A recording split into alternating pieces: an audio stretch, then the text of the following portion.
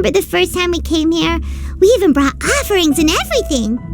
And when we told her that Rex Lapis had been assassinated, she immediately threatened to squash Liyue Harbor. Paimon thought she'd be impossible to get along with. But now that we've spent some more time together, she's really not like that at all. We probably don't need to bring any offerings now that we've gotten to know her pretty well, right? Still, Paimon's got some snacks around here somewhere, so if she really wants something, we can just use that. Huh? Traveler, did something catch your eye? Whoa, what a pretty lady! Is she also here to visit Cloud Retainer? Yeah, you're right. All it takes is one look and you can tell she's someone special. As expected of that bird lady, really. She must have a whole bunch of Adepti friends from all over the country. Okay, but if we're both friends of Cloud Retainer, then we're basically friends by association, right? Want to go up to her and say hello? Helping you make more connections is a part of Paimon's job as your reliable guide. Paimon's got this.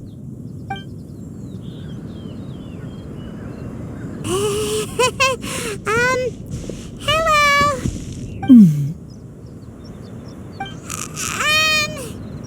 Paimon is Paimon, and this is the Traveler. Paimon doesn't think we've met, but we're also friends of Cloud Retainer. May we have the pleasure of learning your name, Madam Adeptus? You two... What is this tomfoolery? Has this shift in form so clouded your eyes that you no longer recognize one anymore? Wait, you're... Huh? You're the illuminated bird? But you look... human! How did that happen? Oh, donning human form is scarcely any test of one's abilities. As for your confusion, one merely had no reason to indulge such inclinations before. So, you're indulging now because? Well, one has made plans to pay a visit to some disciples at Liyue Harbor. Taking on a human form for such a trip is simply a way to make matters less conspicuous. You? Worrying about keeping a low profile? You're the one who likes to pop up out of nowhere all over the place. In fact, Paimon can think of several examples. Like last year, when you suddenly appeared on the top of a roof without any warning, or...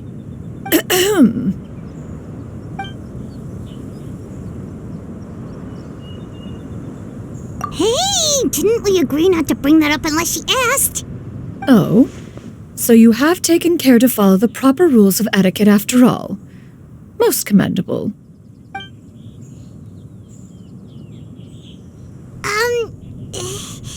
Well, this is all Paimon's got. You don't mind, right?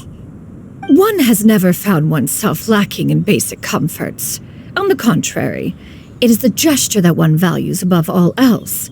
So long as you've shown proper respect and consideration, the quantity or quality of the gift is but a trivial matter. That kinda makes Paimon feel a little guilty for trying to keep them for herself. Anyway, where were we before you reminded Paimon about the gifts? Right. So by disciples, you must mean Ganyu and Shenhe. It's also been a while since we last saw them. Maybe we can come too. One planned to extend the invitation even if you had not raised the matter yourself. Shenhe and Ganyu should be quite pleased to see you again. However, one would first inquire as to the reason behind your visit here. You have cause to seek one's company? Yeah, we just found ourselves missing you and wanted to see how you were doing. We were hoping you'd tell us one of your stories. Who knew we'd run into your human form while we were at it? Is that so? If there are no urgent matters at hand, then let us make haste for Liyue Harbor. Ganyu is likely still working at Yuehai Pavilion, so that shall be our first stop. Sounds great! Then let's all go to Liyue Harbor!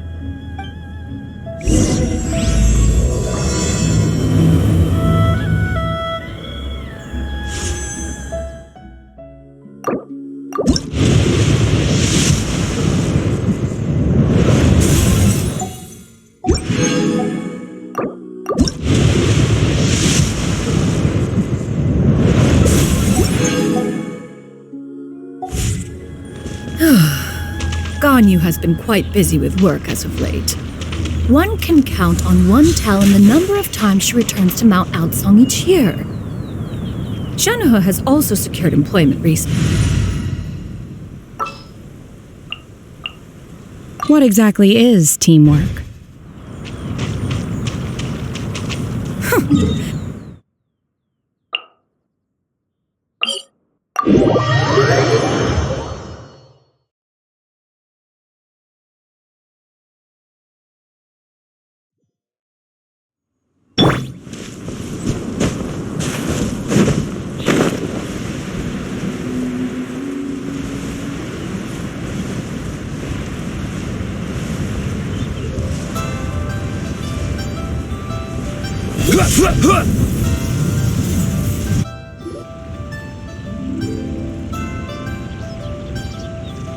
We're almost at Weihai Pavilion.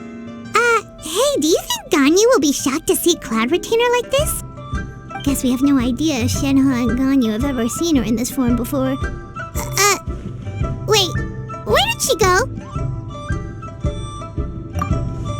Why are you just standing there, Cloud Retainer? Quietly now. One shall stay here. You two can go and meet with her. But why? Isn't it better if we all go together? If one were to proudly proclaim one's presence, Ganyu would surely profess herself otherwise unoccupied and drop everything to attend to one's visit. One fears that would only result in her staying up all night to make up for lost time. One does not wish to trouble her. Conversing vicariously via you two shall suffice. Do remember to inquire as to her recent well-being. Again, do not mention one's presence here. Fair enough, makes sense. All right then, we'll just pass on your regards and... Cloud Retainer? Oh, busted. Is that lady someone you know, Miss Ganyu? She is indeed. I'm sorry, Huixin, but could we delay the upcoming meeting for a little bit? I believe my schedule today is quite full. Although, perhaps I could move some work to later in the evening. Oh, not to worry, Miss Ganyu. I'll make the necessary arrangements right away. Thank you, Huixin.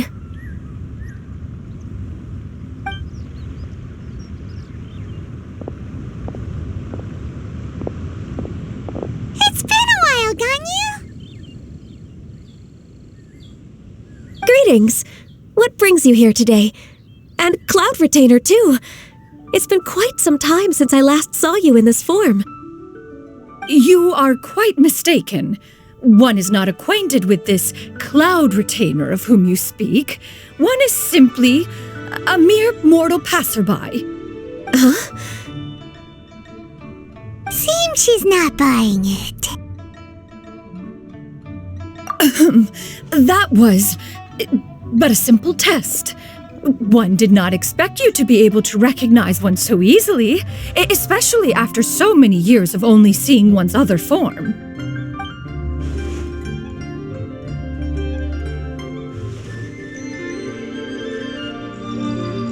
But recognizing you is, my responsibility as your disciple. An apt observation. One was simply passing by while attending to some important business. One thought it would only be fitting to pay you a visit while in the area.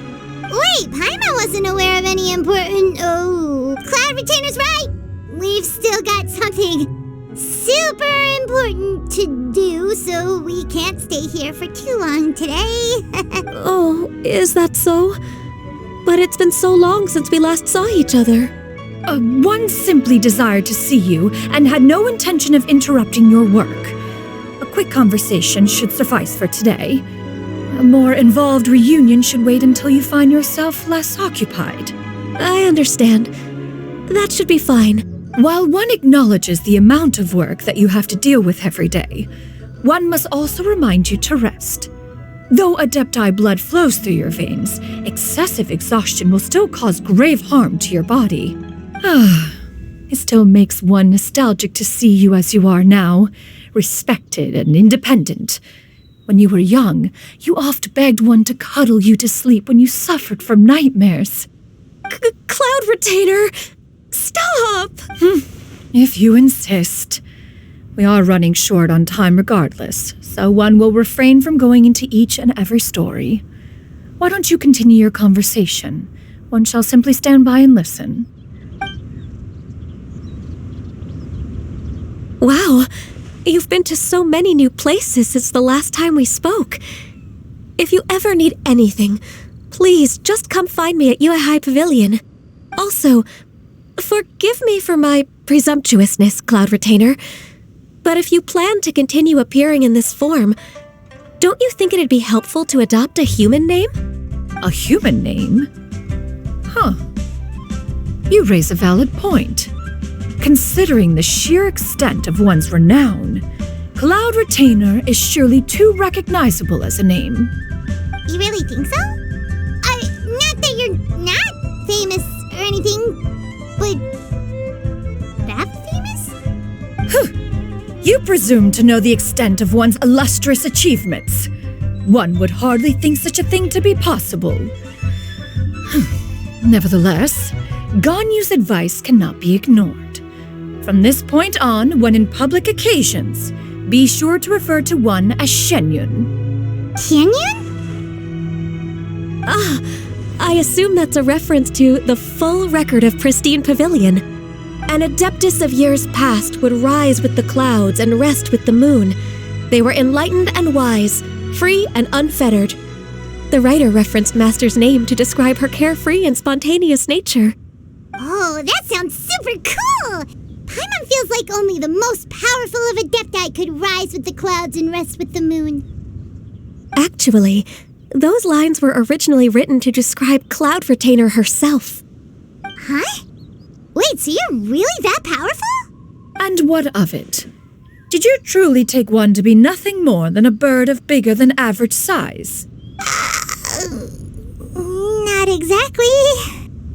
To be fair, Cloud Retainer rarely speaks of her past accomplishments. The tales of her past can only be found in ancient texts. It is said that once, a long, long time ago, there was a severe drought in Liyue. Left with no choice, many people left their homes, while others spent day and night praying to the Adepti. Although I did not live through such tragedy, simply reading about it is enough to gain a visceral understanding of all the pain and desperation during that time. On top of the drought, a noxious gas also began to spread through the land. If not for Cloud Retainer's efforts, much of Liyue would be nothing more than a barren wasteland today. The books had this to say about what happened. Upon arrival, the Adeptus borrowed the wind to retain the clouds. Immediately, the clouds gathered together, and abundant rain burst forth from the heavens. Drought and plague were both driven away, and the people were saved. Wow, that's incredible! Mortal records add embellishments to dramatize past events. One did merely what one ought, and even if one had not interceded, the other Adepti would surely have stepped in to help. Even so, you stopped an entire drought! Can you really control the weather like the book said? Oh, Paimon suddenly has a lot more respect for you. So it was Paimon's bad for calling you Illuminated Bird before. You're not too mad, are you? How laughable. A name is but a simple label we carry with us on our journey through the world. Why would one be offended by such a trivial matter? That's a relief. In that case, Paimon will continue to call you whatever feels right in the moment. Well, that is quite enough ancient history for now. Ganyu, have you had word from Shenhe? One has heard that she procured a job recently. Have you any thoughts on her workplace? And what, pray tell, of her monthly remuneration? Moreover, does she find herself overly inundated with work? Is she allowed time off during Lantern Rite? That is a lot of questions. There is no cause for concern, Cloud Retainer. I introduced Shenhe to her employer personally. Wanmin Restaurant's business has been booming recently. So, with Chef Mao being swamped with customers, and Xiangling still off and out in search of new recipes, I introduced Shenhe to staff the restaurant. I see. Most excellent indeed. One has had the pleasure of being introduced to that family. Zhongli is kind and astute, while her father is loyal and reliable. One has no cause to believe that they will make Shenhe's work difficult. Now, it is almost time to partake in the victuals of noon. One shall visit Wanmin restaurant in person and see how Shenhe is doing. Huh? But didn't you just say that you had something important to do? Can that wait until after we've eaten? You may return to your work, Ganyu. One shall see to this matter on one's own. There will be many an occasion to dine together in the future. One is certain the opportunity shall present itself most readily. Of course, Cloud Retainer. Please take care. Traveler, Paimon, I'll see you some other time. See you around, Ganyu! Whew. Paimon was pretty quick on the uptake there, don't you think? As soon as you mentioned important business to attend to, Paimon realized that you were just looking to cut the conversation short and not take too much of Ganyu's time. Is Paimon right? No, in fact, it was not an excuse. One is indeed visiting Liyue Harbor for an important purpose. Wait, for real? The moment is not yet upon us. Still, the truth will be revealed to you in time. She really seems to be playing up the whole mysterious adeptus thing right now. Is it because we just heard that cool story about her powers?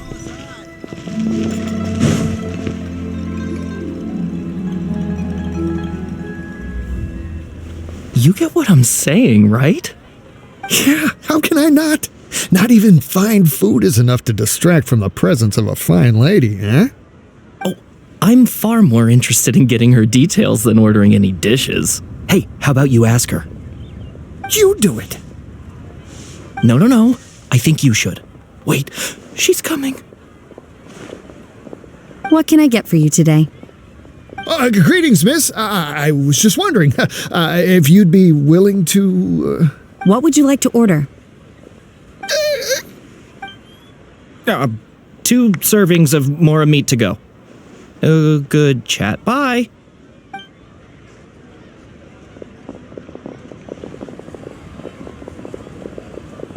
Shenhe!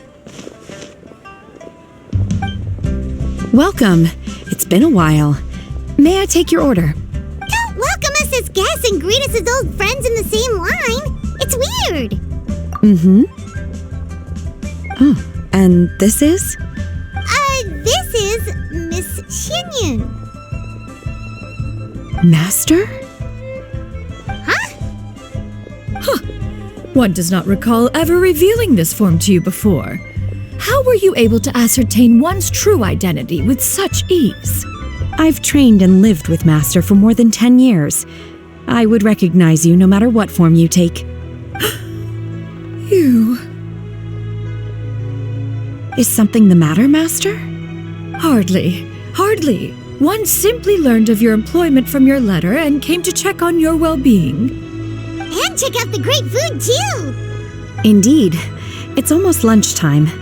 My apologies. I'm still on the clock and can't talk for very long. Well, if it isn't the Traveler and Paimon. Are you here for Shenhe? The lunch rush isn't in yet, Shenhe. So I've got things covered for now. Go ahead, sit down and enjoy some time with your friends. I'll let you know if things pick up. Thank you, Chef Mao. Woohoo! Listen, let me tell you how. Liyue's really got a lot going for it. Just plain stupid. Adventurer!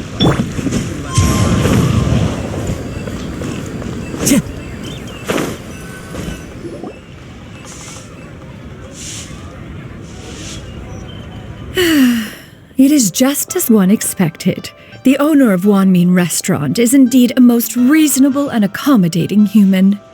Still, the work here entails dealing with quite a varied group of people. Has this been difficult for you, Shenhe?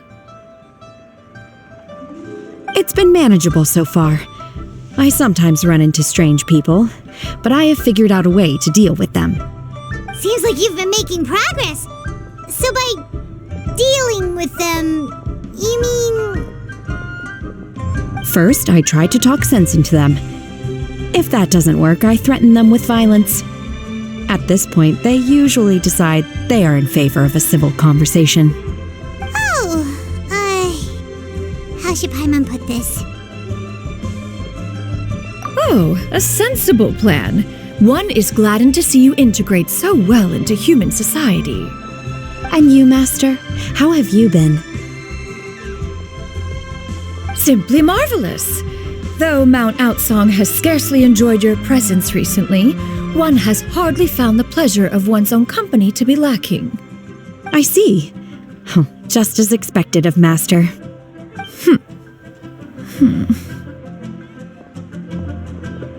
I have missed Master quite a bit too. Even though work has been busy lately, I've already had a conversation with Chef Mao about taking some time off soon to visit Master. Oh, you did? Do make note of such matters in your letters in the future. There's hardly a need to keep one in suspense. Whoa, her mood shot up just like that. By the way, Master, since you are in Liyue Harbor, have you had the chance to visit Ganyu? Indeed. She is similarly preoccupied with her work. There was time only to exchange a few simple pleasantries. Ganyu told us the story of Cloud Retainer's name. It was amazing. We never knew how powerful she was before. I see. In that case, allow me to also share a story about Master's past. Oh? Is that a problem, Master? I believe this to be a good topic of conversation. No, not a problem. One was simply caught off guard. But no matter, please, proceed. One is most curious to see how much of one's own conversational prowess you possess. Master once participated in a race against Mooncarver. After Mooncarver lost, he insisted that Master's ability to fly gave her a natural edge in such a contest. In response, Master agreed to forego flying in return for being able to use one of her devices in the race. Mooncarver accepted, only to find Master with a brand new device on the day of the contest. What kind of device was it? It was a mechanical vehicle made out of iron. What was it called again? Oh, an electro-powered bicycle? Oh, you refer to the bicyclical Thunder Flashmobile. One spent 49 days conceptualizing and crafting it. It need only be infused with adeptal energy, and it can cover thousands of miles in one day. Oh, it boggles the mind why Mooncarver ever supposed he might best me in a contest of locomotion. Though he sprinted with all his might, he could barely keep up. Alas, the one flaw of my mechanism lay in its weakness against mountainous terrain. One was thwarted mere seconds from victory when it was thrown off course and failed to make it across the final stretch. Truly a most unfortunate turn of events. Anyway, do go on, Shenhe. Master, that was the end of that story. Is that so? With you gone, one has seldom felt the desire to call upon those old fossils for another contest. What is a race without spectators, after all? Have you been lonely, Master? Lonely? At one's age, entire human generations come and go in the blink of an eye. Even one's own self-directed musings can span several days and nights. 'Tis a most foreign sentiment. The mere mention of it is preposterous.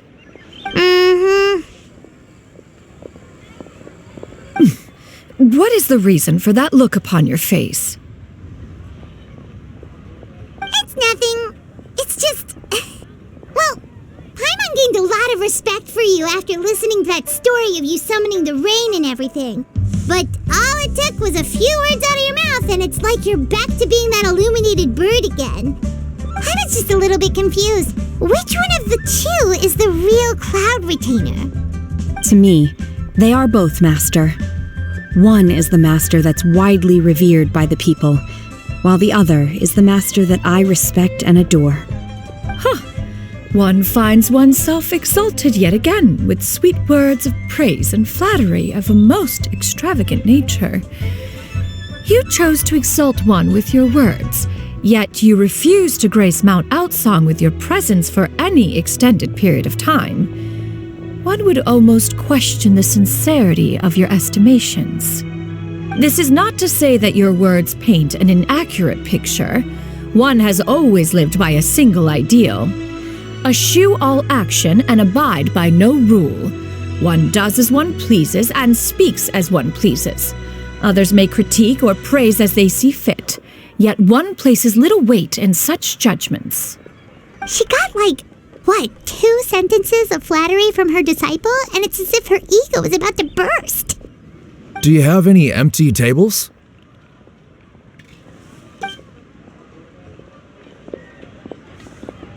Hey there, could we get another fish stew?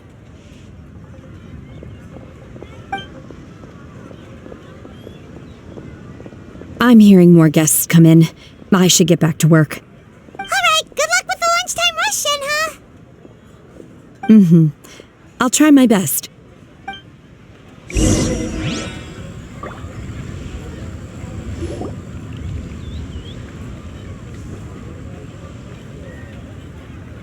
So much yummy food! Paimon's gonna feast!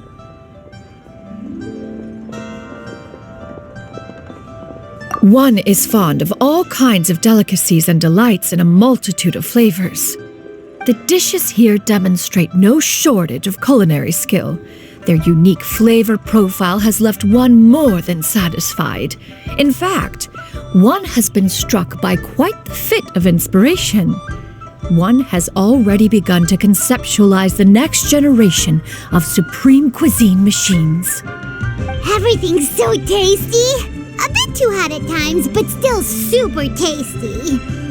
I'm sorry, miss, but our tables are full. Shall we try somewhere else, Granny?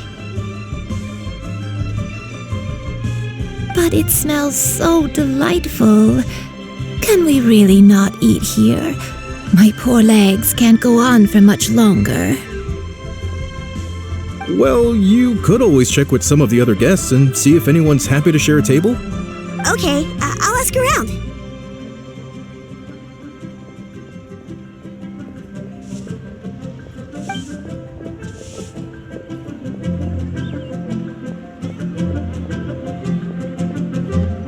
Excuse me, would you mind letting us share a table with you? There are no empty tables left, so... well, Paimon doesn't mind. What about you guys?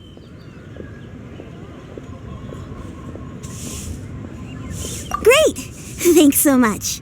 My name is Xianyun, and this is my granny, Yuendai. Granny? Yep. Is there something wrong with that? No, Paimon's just a bit surprised. She looks so young. Yeah, a lot of people compliment Granny on her youthful looks, but she's actually much older than she appears.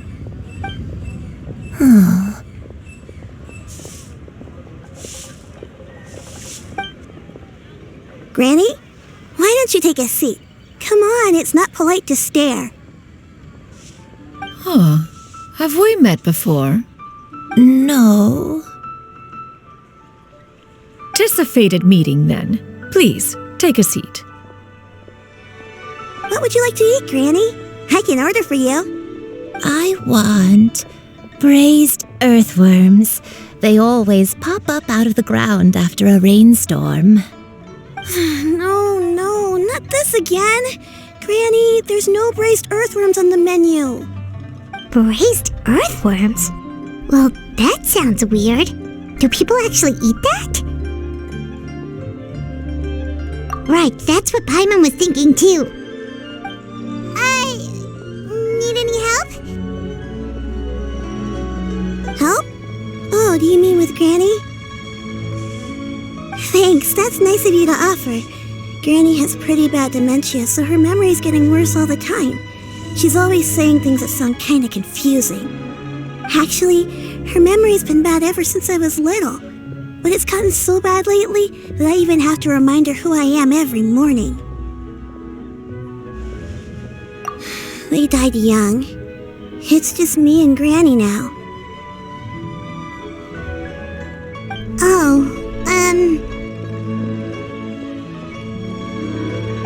But it's okay. Don't feel bad.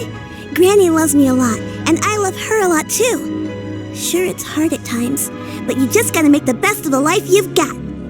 Wow, you're really tough for your age, kid. You're too kind. And me? What about me? You're tough too, Granny. Plus, you're really gentle, and you're always there for me. Yes, and it's hardly as if I forget everything. I still remember the important things. Wait, what was that really important thing again? I remember now. It was a dream. I had a dream where everything was dark. Someone was standing in front of me. She told me to come and find her, and that once I'd found her, I would be free. Huh? That sounds super important. But how come you've never told me about it before? It was just a dream, so I forgot about it. But I'm in a good mood now, and somehow I remembered it again.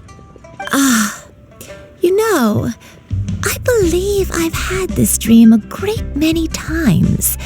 But just how many times have I had it? Now that I do not remember. Wait, so you have a reoccurring dream where someone's talking to you? That sounds spooky. Does that mean you're possessed?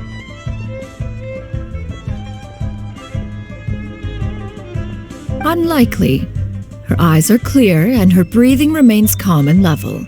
One sees no signs of possession. Are you sure? Who do you take me for? Is one not an adept? Am I not an expert? You're right. Paimon almost forgot you're the expert. In that case, do you still remember what the person in your dreams looked like, Granny? Not anymore. Although, I have a sense that she looked rather like me. But not as I am now. My younger self. A younger version of Granny? This is just getting weirder and weirder. What is going on here? As one said, fate must have brought us together. You may leave this situation to me. Are you sure? So, what are your names? Paimon's Paimon. Just Xianyun is fine. Thank you all so much for offering to help. But first, I'm sorry for asking, but, how do you want us to pay you back? Oh, we don't need any payment for this. Thank you so much. You're welcome. But Miss Xianyun, what exactly can we do to help out this Granny? All we have to go off is that dream. Where do we start? That is elementary. Since her dreams portray her younger self, then we shall retrace the steps of her youth. Once we have revisited those places, her memories will likely return. Sounds like a plan. So, Granny, do you remember which places you went to when you were young? Why, of course I do. The heavens above, the earth below, the wispy clouds, and the emerald mountain streams. Okay, taking that as a no. I might have an idea. Once when I was really little, my dad told me that Granny used to be a martial artist heroine who saved loads of people from a disaster. If it's true, then maybe they wrote about it in the history books or something. A martial arts heroine? Oh, Shinto knows tons about Liyue's chivalric traditions. If anyone knows about the heroes of the past, it's him. Let's go find him at the Xianyun Commerce Guild! Are you leaving already? But I'm still hungry.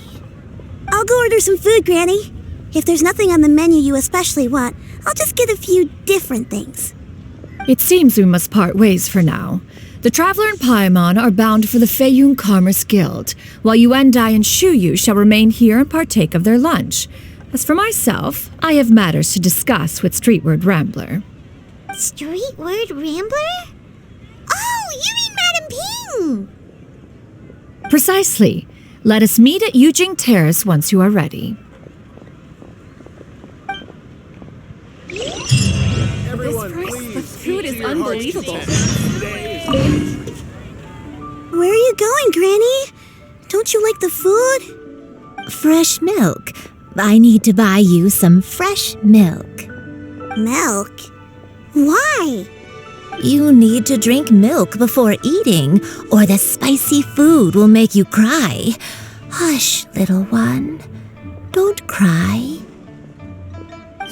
Granny, you're forgetting things again. I'm not a little baby anymore. I can eat spicy food now. Even the super spicy dishes, like their fish stew. I can eat 2 whole bowls, no problem.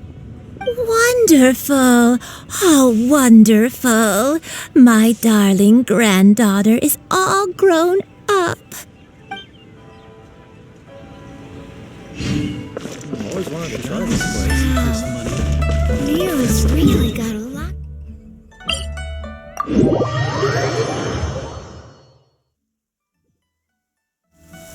Taking a stroll in the middle of a downpour certainly rouses the spirit. But it's best to dry your clothes as soon as possible after the rain stops.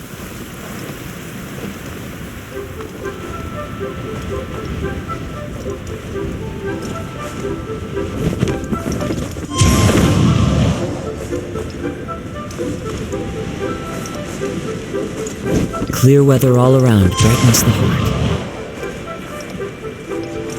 Yeah.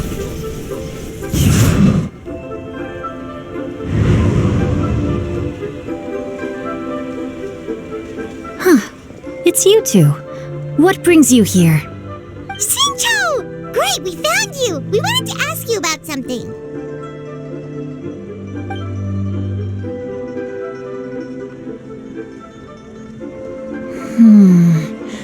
That's not a whole lot of information to go off of.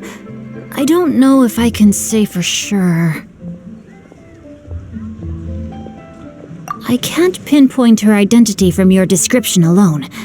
But considering her age, I am reminded of a nameless heroine who's been featured in various chivalric novels. Nameless heroine? That's right.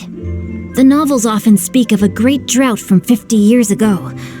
As the people suffered, a nameless heroine appeared and began to clear away evil spirits and bandit camps.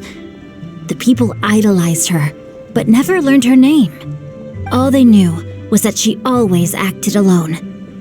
Later, though, she supposedly fell in love with a similarly noble-minded exorcist from Mount Tianheng. They were well matched in more ways than one, often fighting together as a fearsome duo of otherworldly strength. After the drought ended, the heroine and the exorcist left the public eye and began living a reclusive life in the mountains. All that remained were tales of her incredible accomplishments. The way this nameless heroine faded from fame into obscurity later in life is not too dissimilar from Miss Yuendai. I hope that's somewhat helpful. Thanks a lot, Shincho. We knew it'd be worth talking to you. It's nothing at all. Just something I came across while reading. I did do a bit of extra research on her story, but it was just out of personal curiosity. Well, Paimon still thinks that's super cool. Oh, wait, Shincho, if you've read up on her, do you know of any places often associated with her? Let me think. In the novels, the nameless heroine always appeared near one of 3 places. Wangshu Inn, the area just north of Jueyun Karst, and Jingyun Peak. Perhaps the real-life heroine who inspired the character was also often seen near those 3 places. That would explain why those locations appear in the various novels written about her. You're welcome. To be honest, I found some parts of the story confusing when I first came across it. If Miss Yuendai was indeed the original inspiration for the character, she may just be able to help me put the pieces together. It's rare for a chivalric hero to fade into obscurity during their lifetime, even after retiring from the public eye. But no one ever saw or heard from the nameless heroine again. There were even rumors that she became extremely ill. I've never understood why someone would go to such lengths to erase themselves from public memory. It's almost as if she was trying to hide from something. There's probably far more to the story than what's been written. We'll be sure to tell you if we manage to uncover the truth. That's a deal. Perhaps, behind the truth of it all, there lies a story more fantastical than any work of fiction. Paimon feels like we just learned so much from Xingqiu. A drought, a nameless heroine, a life of seclusion. Wait, why does the story sound super familiar? Oh, right! There's a drought in this story, too! Xingqiu, are droughts super common in Liyue or something? Well, they used to be. But people have long since developed methods to prevent them, like by cultivating the soil or digging canals. So while droughts do happen from time to time, they are rarely regarded as true disasters. The drought 50 years ago is probably one of the worst we've had in the last several centuries. The crops withered, the streams ran dry, and the monsters in the mountains became rabid and agitated. Countless caravans were attacked, and people who lost their homes came together to form bandit groups. What started as a natural disaster soon became a human tragedy as well. That sounds awful. Yeah, and that's exactly why the nameless heroine was so beloved. She must have been someone of true integrity to do so much for the people while asking nothing in return. Still, as terrible as that drought was, it was nothing compared to the truly calamitous disasters that befell this land in ancient times. They say that back in those days, disasters were both more severe and more common. Only the strongest of adepti could hope to dispel the ruin and devastation. Do you have any other questions? We're good for now. We're just going to head back and meet up with Miss Xianyun and the others again. Paimon hopes that Granny Yuendai will be able to remember more of her past. She used to be a great hero who saved many people. So sad that she can't recall any of it. Anyway, we'll be off now. See you some other time, Xingqiu. Thank you so much for your help. It's no problem at all. Safe travels.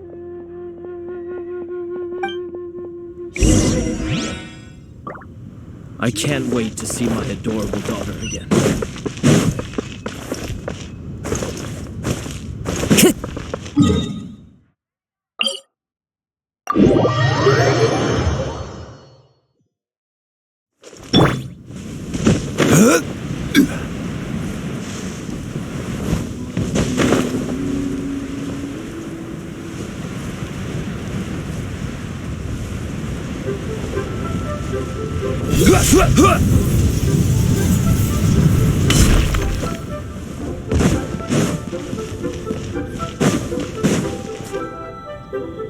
I have recorded the tune that you requested.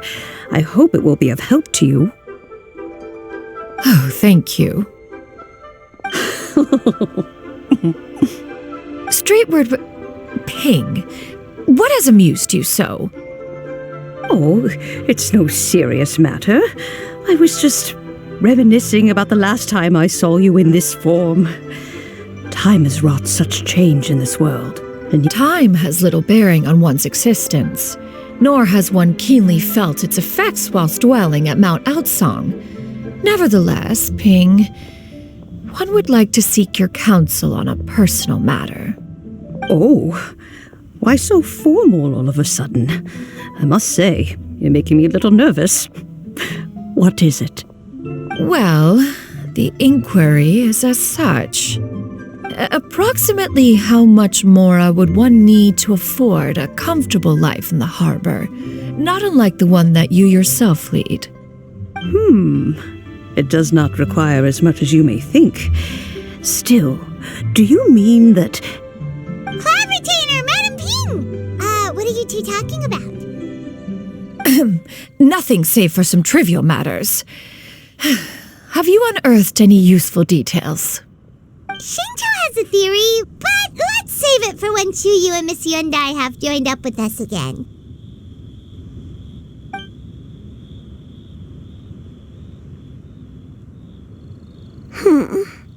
Do not be troubled, young lady.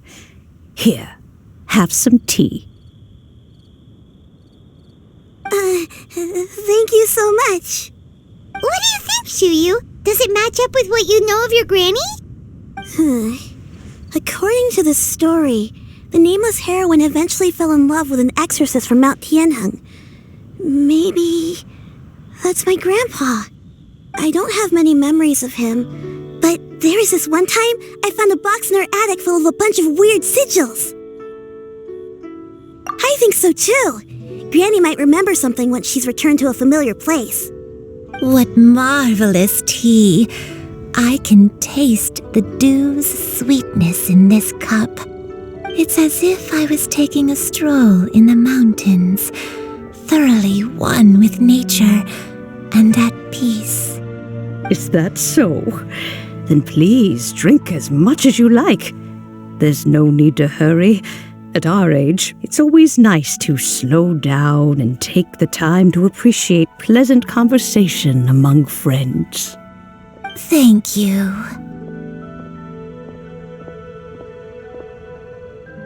Okay, since we have the time, can I ask you something?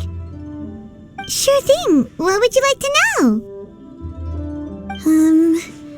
I have a secret I want to tell you. Let's go talk over there.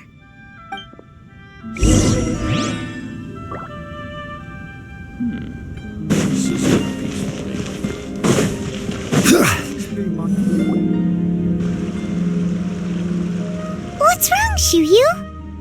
Well, I've been kind of meaning to ask ever since we started talking in the restaurant, but are you guys all adepti in disguise? Oh! About that. Well, you guys just seem super special. Plus, I think I might have heard Miss Xianyun call herself an adeptus. Oh, must have been a slip of the tongue. Xianyun, since you were the one who, misspoke, maybe you can explain to Chuyu here what you really meant by that. One is indeed an adeptus. Is that of some concern to you? Huh? I knew it.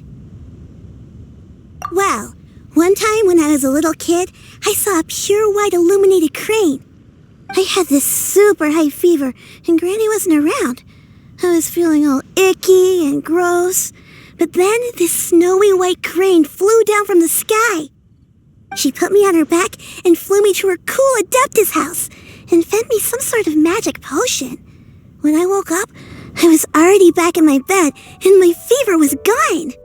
I really wanted to thank her, but I was too sleepy to stay awake, so I never got the chance. So I just kind of wanted to ask if maybe any of you have ever met an adeptus like that? A pure white illuminated crane? The only two we've ever met are blue and white and black and brown. Have you ever met one that's pure white, Cloud Retainer? Never has one met an adeptus with such features. One surmises such a description is but a hyperbolic embellishment that oft results from narrative accounts. That's weird. Was it really just a dream then? Well, even if it was just in my head, it doesn't matter that much anyway. All I really want is to help Granny recover her memories. I'm really grateful for all your help. Leave it to us! Now that we know the 3 locations, we just need to visit them one by one. Let's go to Wangshu Inn first. Okay, I'll go get Granny.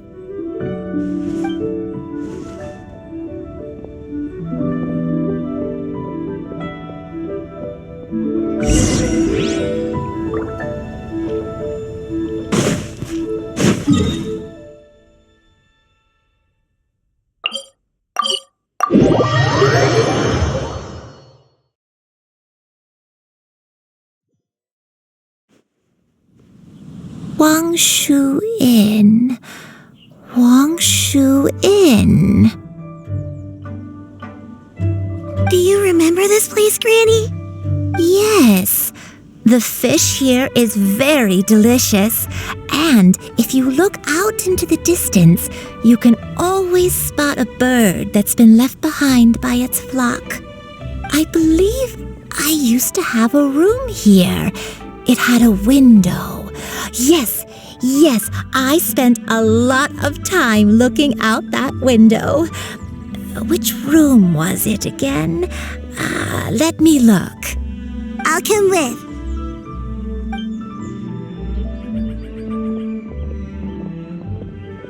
Paimon's still having some trouble understanding what she's talking about, but if she's so familiar with this place, that must mean she lived here, right? Wait, huh? Whoa!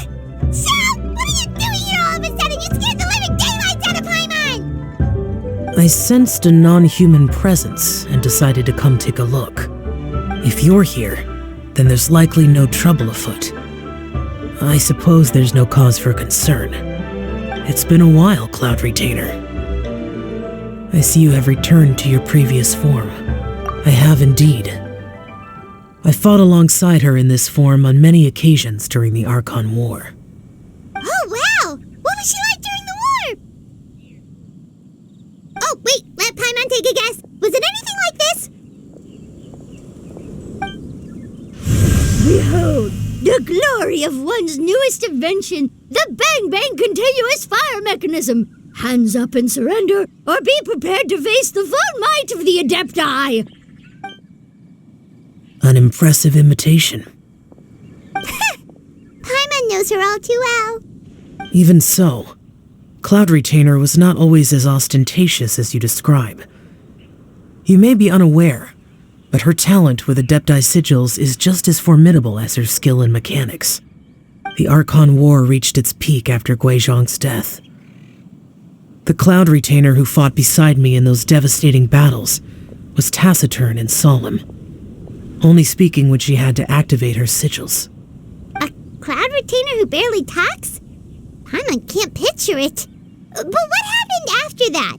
If you were so powerful in your human form, why did you decide to take up your bird form again? Once one had bid farewell to the world of mortals, what use would one still have for such a shape?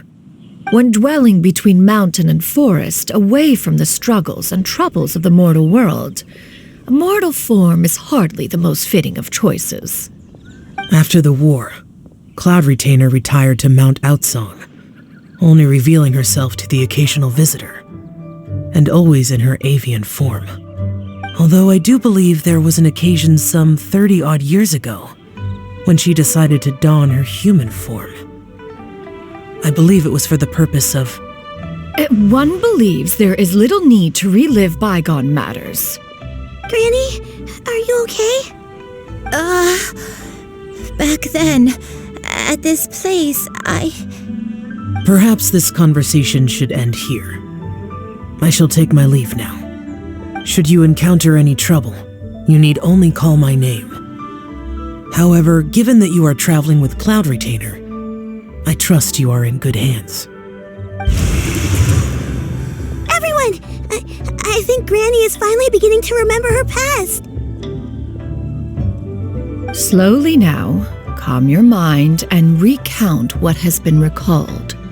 A long time ago, I stayed here to recuperate from my illness. Huh. So what Shinto said was true! You did fall ill! Was that why you went into hiding?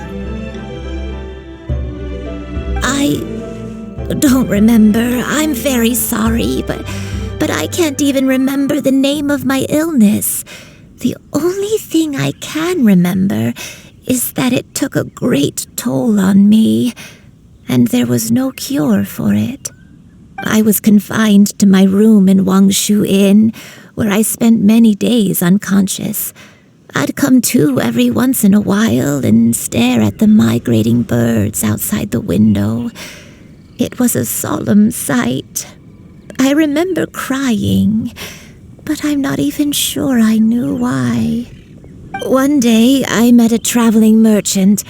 Upon hearing of my illness, he sold me a bottle of soul-revitalizing tea pills. He told me that the pills were concocted using adepti blood and could be used to alleviate my symptoms. Sure enough, I made a full recovery. My illness remained dormant for several decades after that.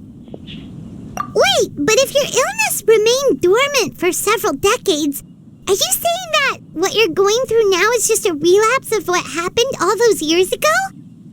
And it was all thanks to the pills that you managed to keep the symptoms in check? Paimon's brain kinda hurts. Do you remember anything else? I'm sorry, I don't. Oh, if only I wasn't so useless. Hey, you're not useless. You've done so much for me. Watched me grow up. Raised me. How could you say that about yourself? Oh, fret not, dear child. Granny was just a bit frustrated. That's all. The recovery of a person's memories is a gradual process. Finding pieces of one's past is always superior to not finding anything at all. Let us make haste to the next location. Next location. Oh, why don't we go to the area north of Dwayunkars next? There isn't really a landmark there, so where should we start? Oh, Paimon's got it. Let's check out the houses in the area first. After all, if she was there for any length of time, then she would have stayed somewhere, right? Oh, Paimon's really got her thinking cap on today. At this rate, we'll recover all of Granny Wendai's memories in no time.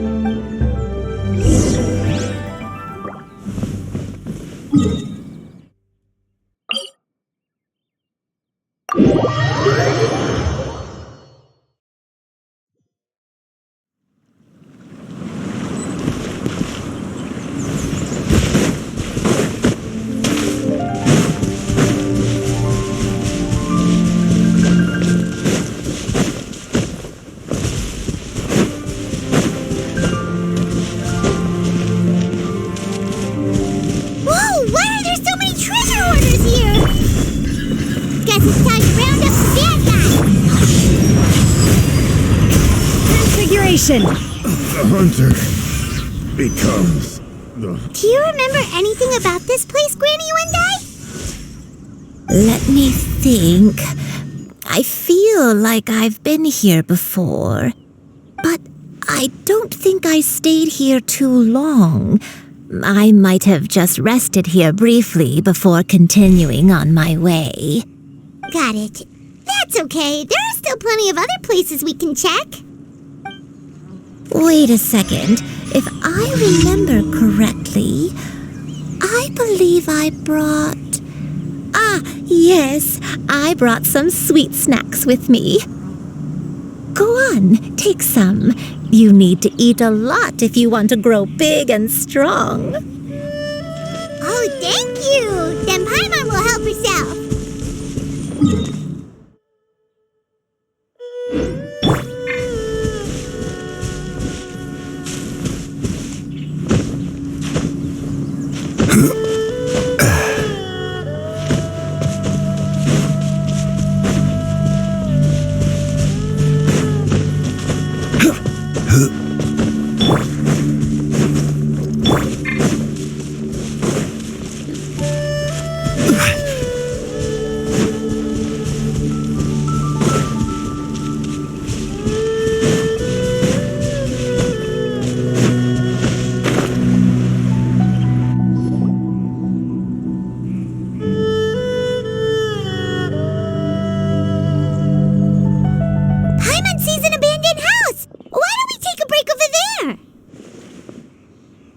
This place, it's...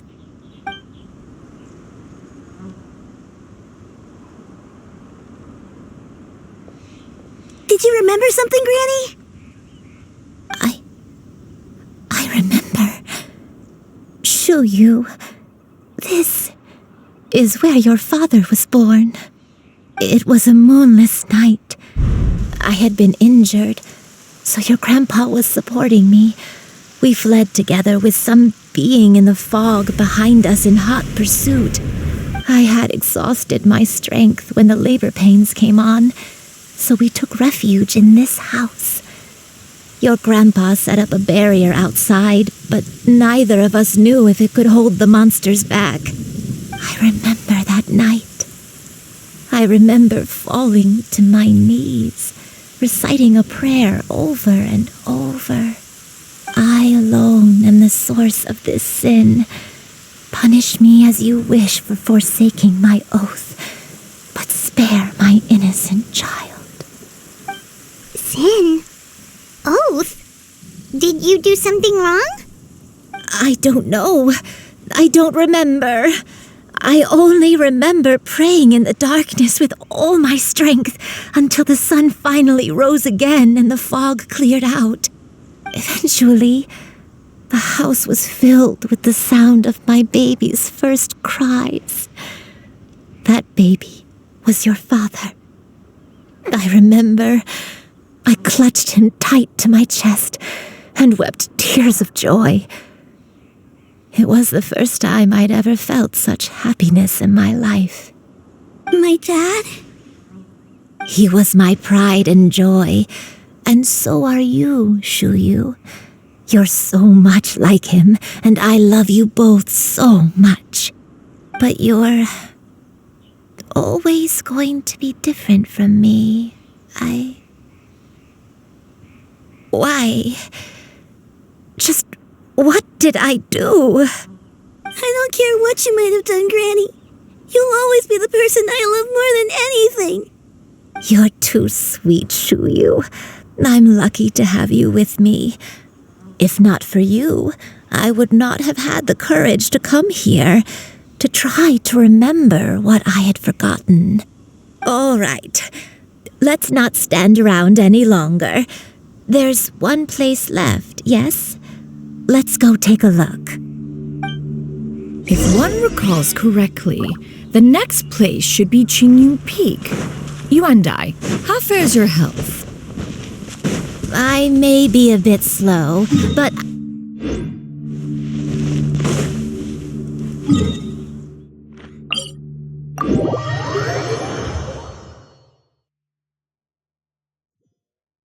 Climb on, I shall carry you to the top. Oh, such lightness of weight. All those who grow old grow frail in the end, do they not? First, you lose your memory, then your health.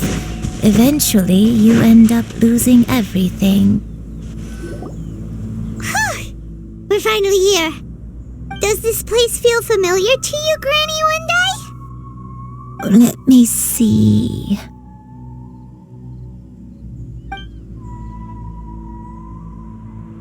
How strange. Have I lived here before?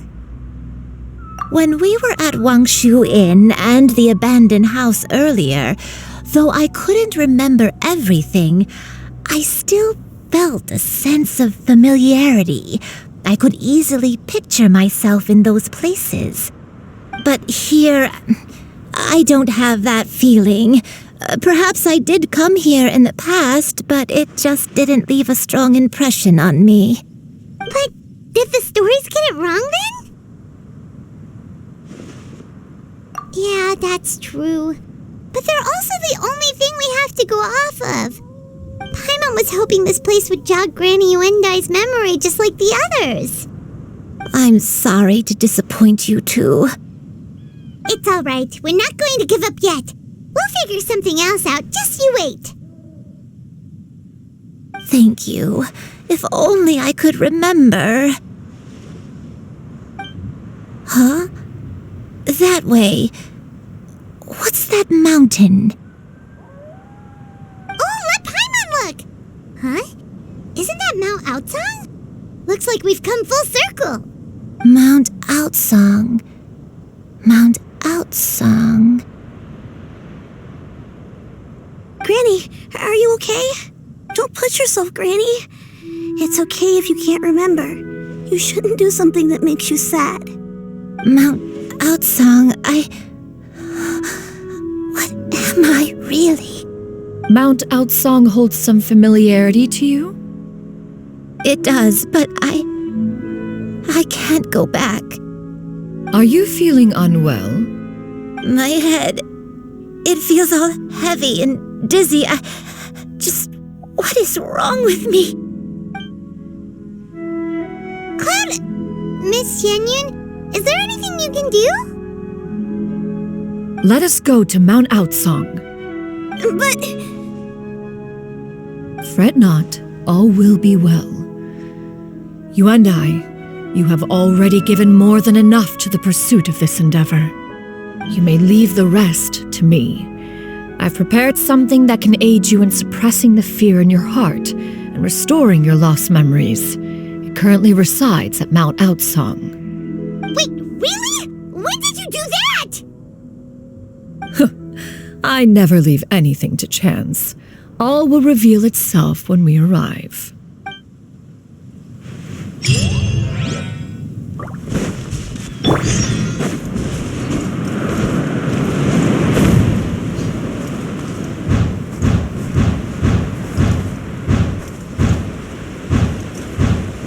Yeah.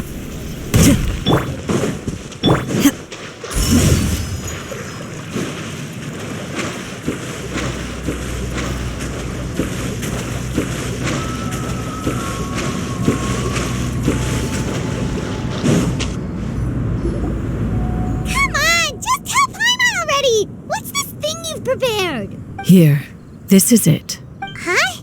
But isn't this the mechanism that you were tinkering with when we first got here? Oh, is it another invention of yours? Precisely. A recent one at that.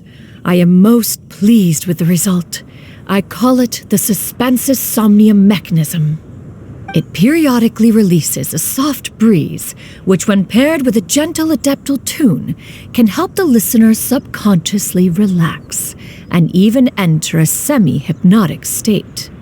Soothing agitation and anxiety, relieving exhaustion and insomnia, its potential uses are numerous indeed.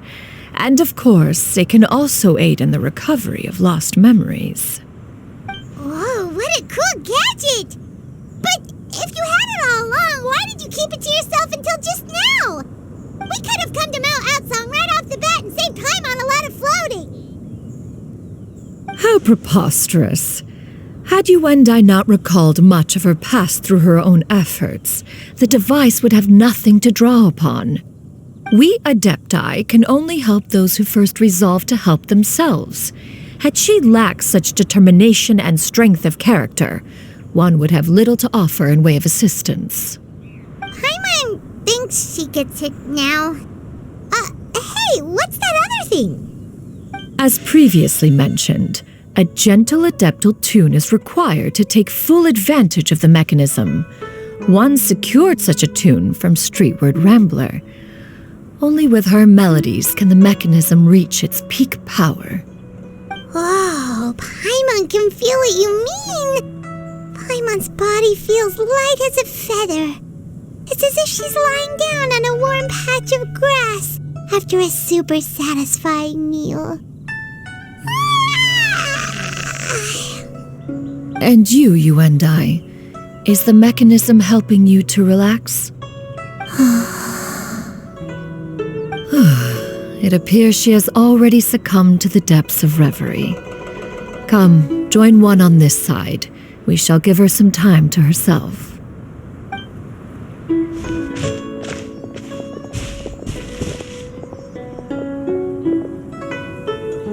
The drought is over.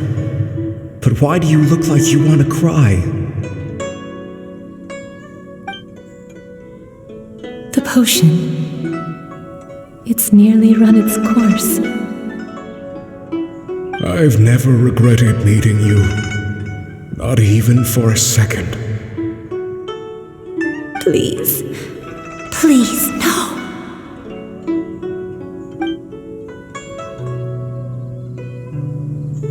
Have you forgotten? This is the world you left behind. One of gentle breeze and morning dew, perfectly straddled betwixt the realms of heaven and earth.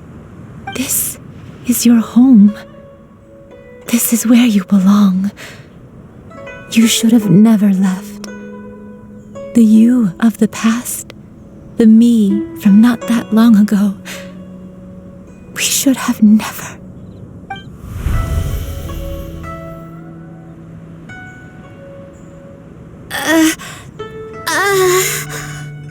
So that is the truth. No wonder this place is so familiar. Granny! Granny, are you okay? Cloud Retainer. Your memories have returned? Wait, did you just call her by her full name? Does that mean you already knew each other? Yes. I now remember everything. Everything. Granny, please don't cry.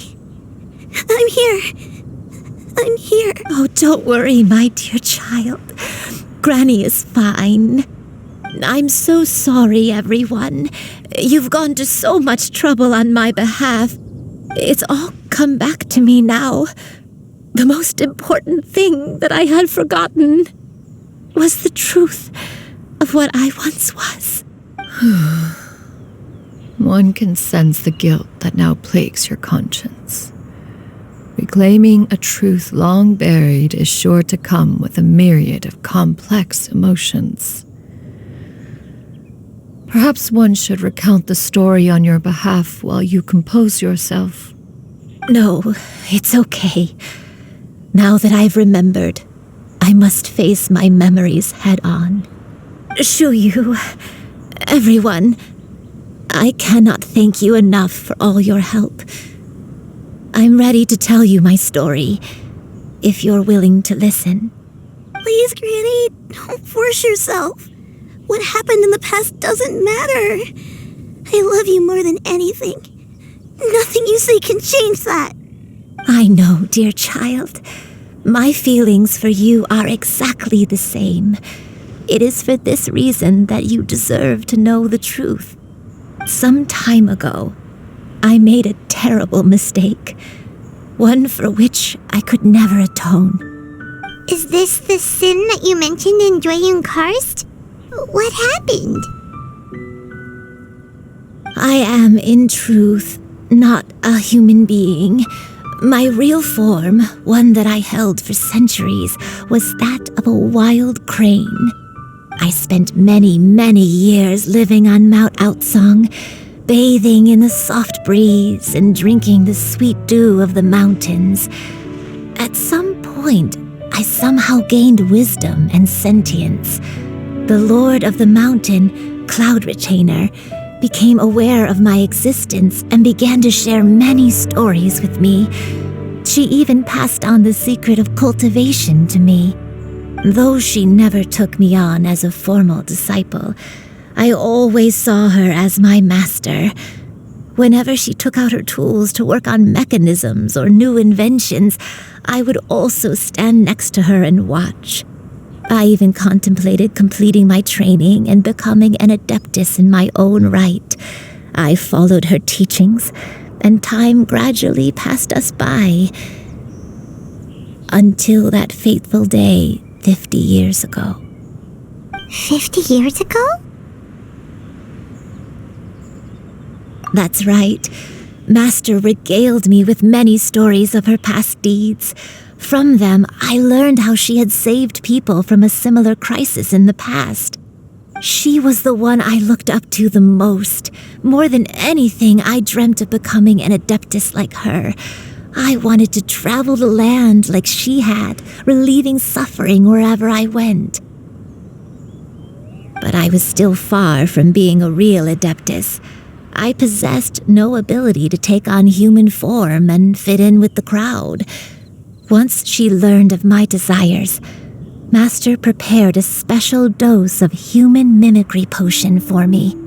She warned me that the potion's effects would only last 10 years, and if I were to fail to return to my original form at the end of that time, I would forever forget my past as a crane and become something neither human, beast, nor adeptus. Oh no. So that was the source of your dementia all along. Was it because of Grandpa? Indeed, I fell in love.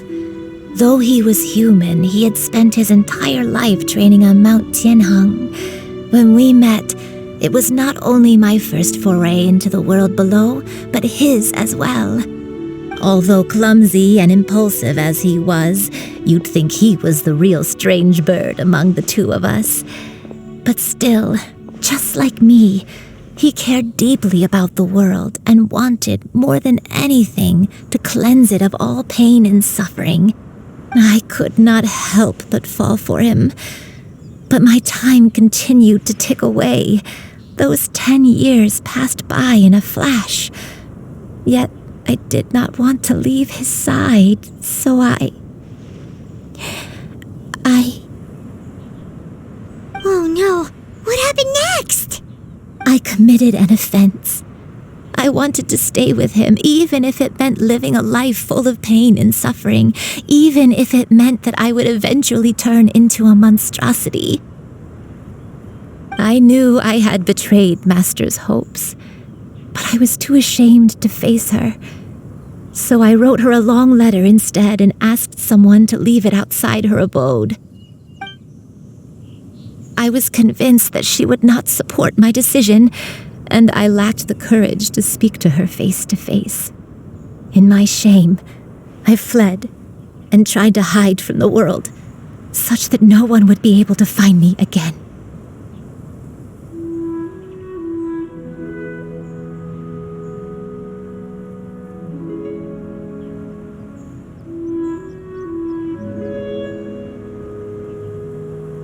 But that was only the beginning of my troubles. I began to suffer from a strange illness. My memories became hazy and confused, and I could no longer keep myself awake. I understood that my pain was caused by my refusal to return to the life I was fated to lead. Along with my memories as a crane, I soon forgot the true cause of my suffering as well. I knew only that I had committed a sin. All I could do was pray for forgiveness, even if I had long forgotten what needed to be forgiven. Looking back, I was beyond lucky to have come across that traveling merchant at Wangshu Inn. It was such a fortunate coincidence that we were there at the same time. If it weren't for those soul-revitalizing tea pills, I probably would have... Granny! What's wrong? Coincidence? Why did I ever think it was a coincidence? Tea pills concocted using the blood of an adeptus? No, it couldn't be. Master, don't tell me. Back then, that merchant was actually... Human custom would dictate the conferral of gifts to be in order when one's progeny is wedded, would it not? Consider the pills a symbol of one's best wishes. So when I tried to conceal my name and mistakes from the world and hide myself away in perpetuity, the only person I managed to deceive was myself. You knew where I was all along. One still remembers when you were but a fledgling. You possessed a certain fondness for a particular game. You would hide yourself among a group of wild cranes and ask one to pick you out from among the flock. One found you with such ease every time. 'Tis a truth most evident. One always recognizes one's own, no matter what form they may take. Wait! Paimon's confused!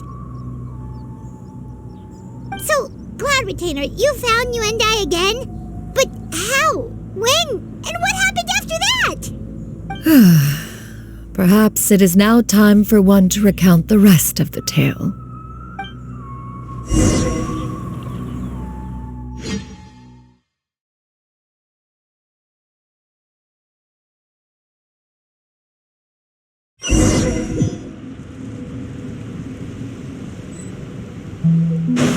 One was furious upon receiving your letter.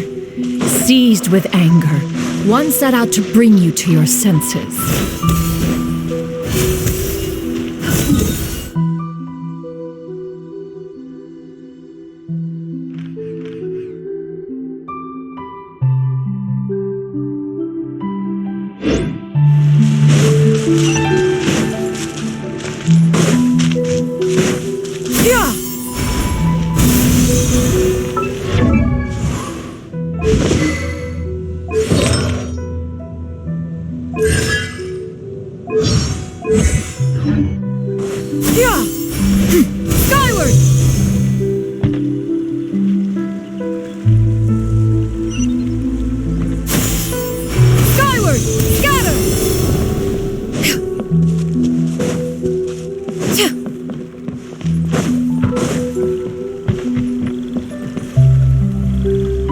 In truth, one had more than a few misgivings about your chosen partner. As an exorcist, his talent was lacking. One could hardly say his skill with sigils was any better. But soon, one came to appreciate the devotion he bestowed upon you during your illness. He never uttered a complaint and rarely left your side. Unwilling to begrudge someone of such character, one decided to overlook his aforementioned deficiencies, glaring though they may have been. Wishing to grant you a life without regrets, one gathered many divine ingredients and used one's own blood to create a form of medicine. Though imperfect, it managed to suppress the more dire effects of your illness. As for how to deliver the medicine, after much contemplation, one eventually decided to perform the deed oneself. One took great care to alter one's features and select the appropriate attire. Only after meticulous scrutiny did one finally set out for Wangshu Inn. As one expected, you were most ignorant of one's true identity. You showed not even the slightest inkling of recognition. One was quite torn. Should one have celebrated the success of one's disguise, or mourn the loss of your acquaintance?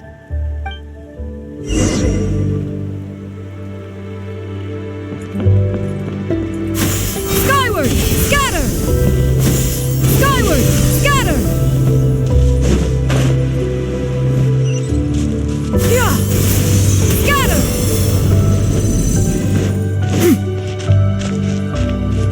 Yeah! Skyward!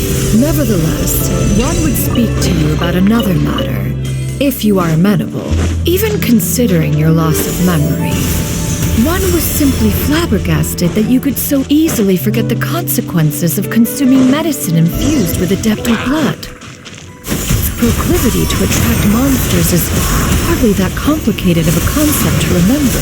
To think that you tried to travel while weak from sickness and heavy with child. Had one not intervened to clear the fog, all of you would have been lost during the night.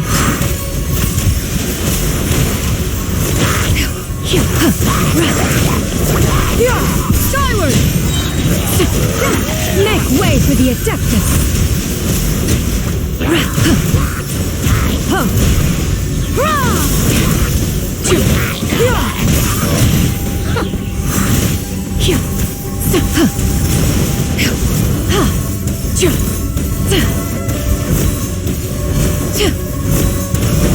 Scatter!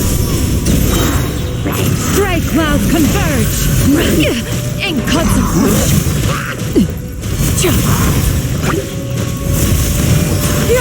Scatter! Skyward!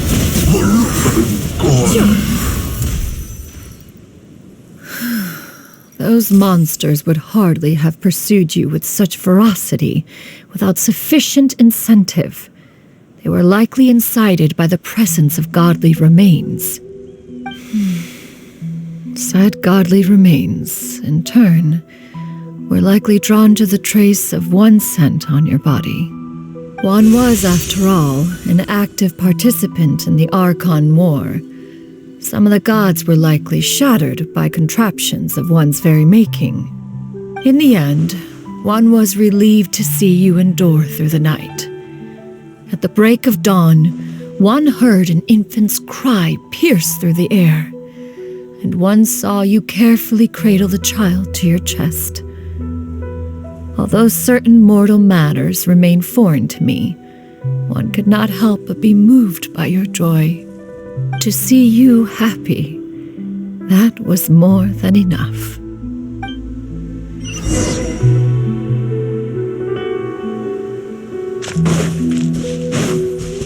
Yeah! Skyward!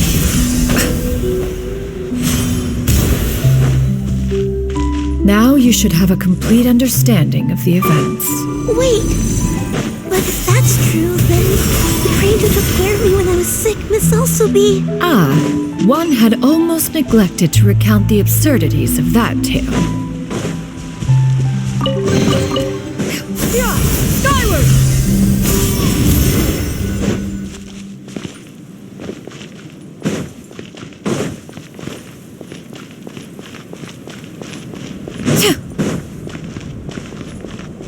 Yeah! Skyward! Scatter! Just as you and I troubled one with her antics, so did you give one many a headache. Upon finding you burning with fever, one made plans to bring you back to one's abode for treatment. However, upon seeing one's form, you began to cry, refusing to get on one's back. When one asked you why, apparently you believed that one could not possibly be a true adeptus because all illuminated cranes are white from tip to toe. One had no choice but to apply powder to one's body to conceal the variegated nature of one's appearance. You became more than amenable enough when one stood before you devoid of any other coloring. It bears mentioning, however, that as a crane, Yuendai was nearly entirely pure white in color. Though you had never encountered her in that form, you still recognized the essence of her being. Perhaps fate brought you two together in more ways than one.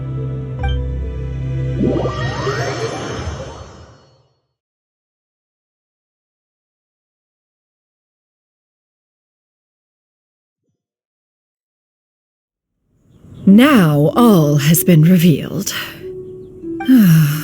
One owes you an apology, you and I. One recognized you upon your very entrance into Wanmin restaurant. One has always viewed you as a disciple of equal standing with Ganyu and Shenhe. Indeed, one wished to bring your story to a satisfactory end with this visit to Liyue Harbor. Still, one could not reveal your identity right away.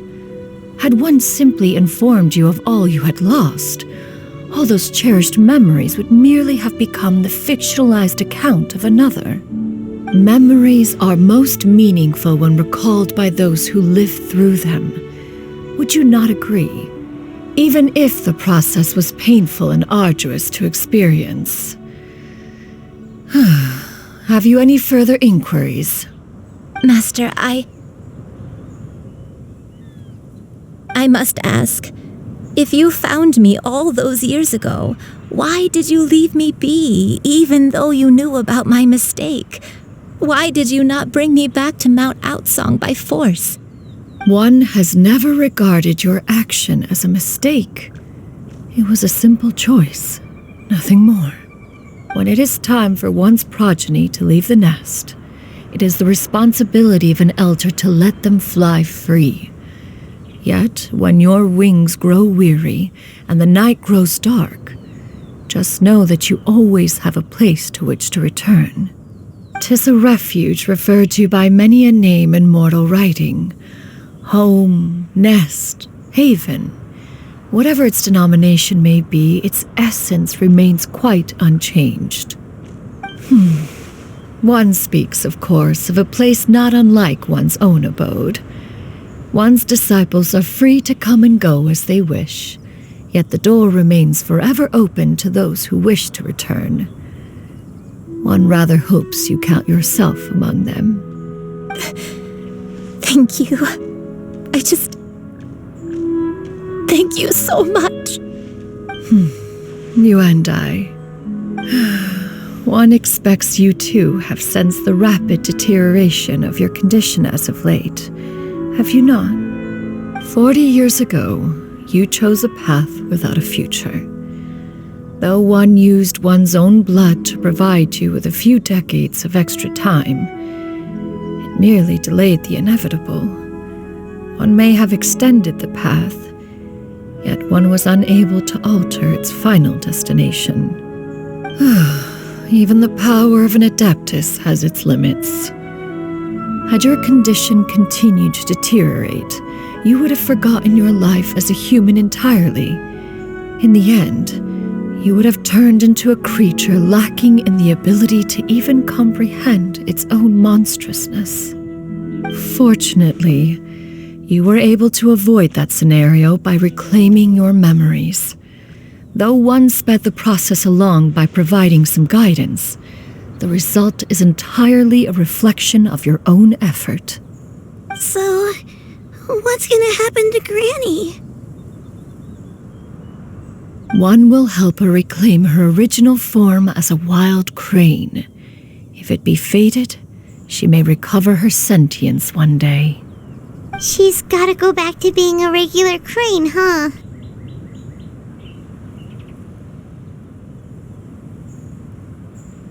Master, you've already done more than enough for me. I don't know how I could possibly repay your kindness. This is a better result than I could have ever hoped for. How much time do I have left? Not long. The transformation is imminent. Granny, please don't leave, okay? You're all I have left. Please. Don't be sad, dear child. Granny has led a wonderful life. My only regret is having to leave you behind. Don't forget to eat well, okay? A growing young lady like yourself needs lots of good food to grow big and strong. Promise Granny you'll take good care of yourself when I'm gone. I promise, Granny. I'll do whatever you say. Good girl, good girl. Don't worry. It's not goodbye forever.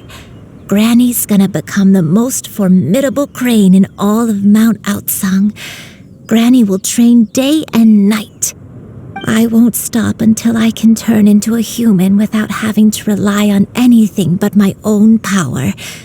When that day comes, we'll be able to live together again. You and I. How's that sound? Good. That's a good girl. Even though we won't see each other for a little while, as long as we both work hard, we're sure to meet again someday. I'll eat well, Granny. I promise. And I'll wait for you, no matter how long it takes. I'll wait for you to come back. That's a good girl. Then Granny really has no more regrets.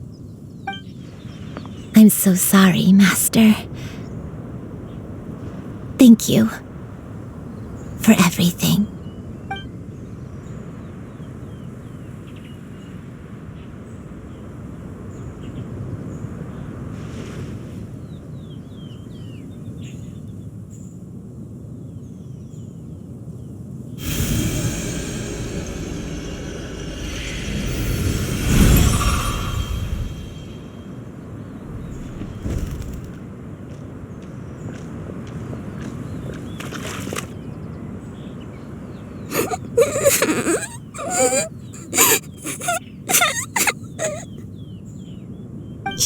Liyue. Let her be. At her age, crying is a natural, if not fitting, response to such an event. Tears are a necessary part of maturation. Sometimes there is scarcely a better vehicle to wash away the toll of stress and misery. Now that the issue has been resolved, you should also take a moment to relax. Give yourself some time to rest. Take a nap if you must. One will wake you in due time.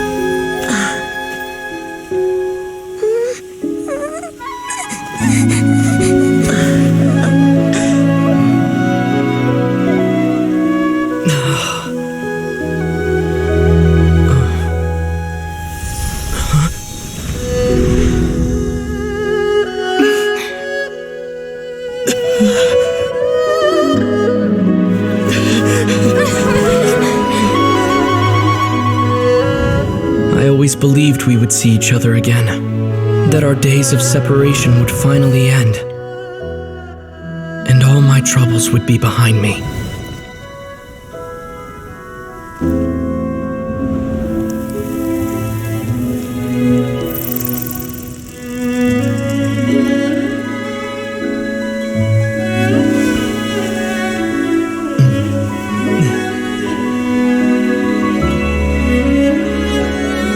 If only things could stay this way forever.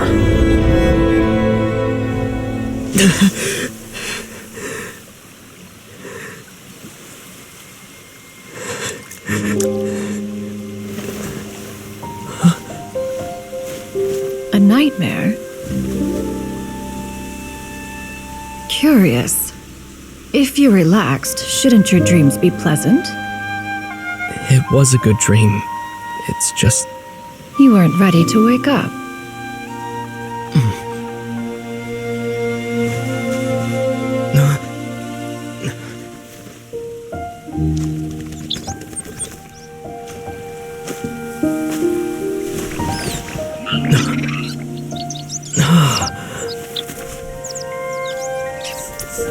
Eloquent as one may be, words of comfort are not one's strong suit.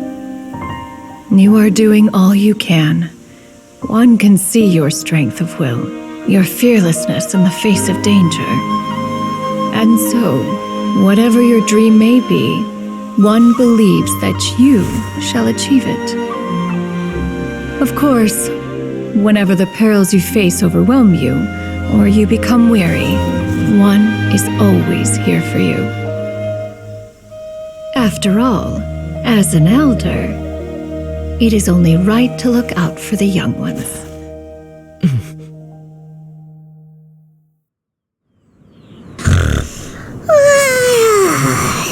Grilled chicken drumsticks. Huh?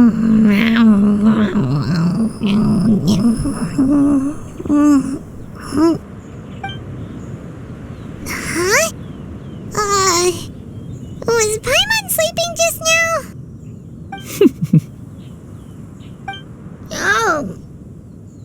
Oh, Paimon wasn't talking to you. Paimon had a dream about eating grilled chicken drumsticks, that's all. Madam Adeptus? Oh, Xianyun, you're awake. How do you feel?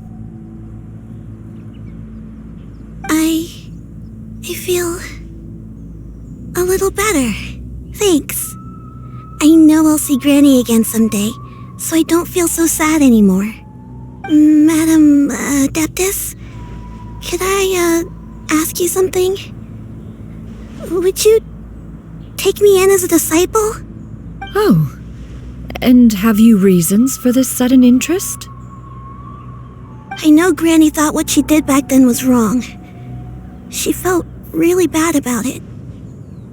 But without that mistake, I would have never been born. Even though Granny lost her memories, she never forgot to show me how much she loved me. So, I thought maybe one day I could become a cool adeptus like you and help a whole bunch of people, just like Granny wanted to do. Upon some reflection, one supposes you are no mere mortal. The fact that Yuandai's blood flows through your veins is proof enough of that. If this is what you desire, one shall make it so. Thank you so much, Madam Adeptus. No, I mean, Master. Xianyun, are you sure about this? Paimon's gonna let you in on a little secret. We've seen Cloud Retainer's 2 other disciples, and they pretty much eat nothing but bitter herbs like chinchin and violet grass. If you join them, you'll never enjoy Wanmin Restaurant's delicious cooking ever again. How utterly preposterous. One has never enforced such a rule. Every individual must find their own path to enlightenment. So long as one retains a pureness of spirit, one's dietary proclivities are quite irrelevant. Well, you say that, but Paimon's not seeing any tasty treats up here now, is she? Although Mount Outsong is rich in natural beauty, its location does preclude access to certain finer mortal comforts. That is precisely why one plans to relocate to Liyue Harbor. Shuyu shall have the honor of becoming one's first disciple in the human world. Whoa, you're leaving Mount Outsong? One has never concerned oneself with the location of one's residence. From the very beginning, one has sought only solace and peace. Yet in the end, all of one's disciples ended up in Liyue Harbor. Ganyu, Shenhe, Yuandai, they all chose a life among the mortal world. One has reflected on this fact for many years now. One can only assume that it is due to some failing on one's part as an elder or master. A failing, perhaps, of recognizing what it was they truly wanted. One is most curious as to what aspect of Liyue Harbor could have enticed them to remain there. One could hardly offer an opinion on the matter, but perhaps some time in the harbor will prove instructive. Why are you all so silent? Paimon is, just a bit shocked, that's all. So, does this mean we can grab a meal together in Liyue Harbor sometime? One has precious little time to squander. However, if one finds oneself otherwise unoccupied, one would not be opposed to the idea. One will be assuming the identity of a human while residing in Liyue Harbor. You should take care to avoid disclosing one's true identity. Don't worry, we'll help you keep it a secret. So, when can we expect to start seeing you in the city?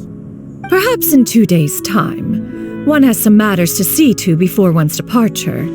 Preparation is the key to success, after all. One plans to put up various items from one's collection for sale. The earnings should provide for a comfortable living in Liyue Harbor. One has already picked out a handsome property near Chuhu Rock. 'Tis no small purchase, but what is mortal life if not one expense after another? Seems like you've really thought of everything. Then how about we meet up in Liyue Harbor in 2 days? A sensible plan. See you then. Oh, also, why don't you take this suspense insomnia mechanism as a souvenir? Anytime you should feel ill at ease in the future, you may try quieting your mind and sitting in meditation as you listen to its melodies. It might help you find a new perspective. Awesome! Thanks, Cloud Retainer! Hey, didn't we promise Shincho that we'd tell him what we found out? Should we make a trip to the Feiyun Commerce Guild? It's totally up to you. So, about your move to Liyue Harbor, you gonna tell the other Adepti about it? I have left an explanatory note in my abode. Those 2 old fossils will discover it, I am sure, should they come seeking my company. Considering their recent penchant for going off on private escapades, however, I find myself caring little for how they shall receive this news.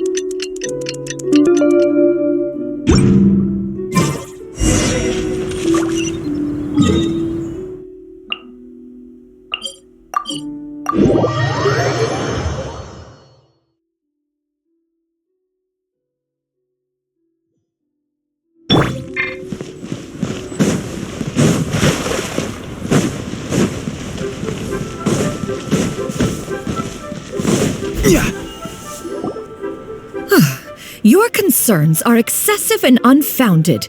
This is but a simple collection of ordinary valuables. Such intense scrutiny is hardly necessary. To be quite honest, your insistence on that fact is my primary cause for concern. In what way are any of these ordinary? Every single item here could be worth more than everything I own combined. I simply can't risk shelling out that kind of mora without proper scrutiny. If I'm wrong, I would never be able to earn it back, not even if I worked every single day for the rest of my life. I have to be careful. Yes, you can never be too careful. We're here, Clow! Miss Xianyun, what are you guys arguing about? Perfect timing. This ignoramus is questioning the authenticity of my wares. I'll have you know, these items have remained untouched in my personal collection for several hundred years.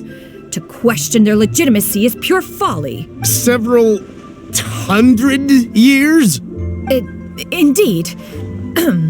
They're family heirlooms, you see, passed down over many generations, as families are wont to do.